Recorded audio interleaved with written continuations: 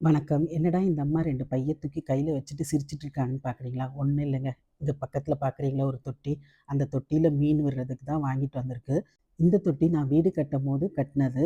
அப்போ தண்ணி பயன்படுத்துறதுக்காக கட்டின தொட்டி இது. அதில இப்போ தண்ணிலாம் யூஸ் பண்றது இல்ல. வெறுமனா இருக்குதுன்றதுனால அழகு மீனுக்காக வாங்கி விட்டுருக்கோம்.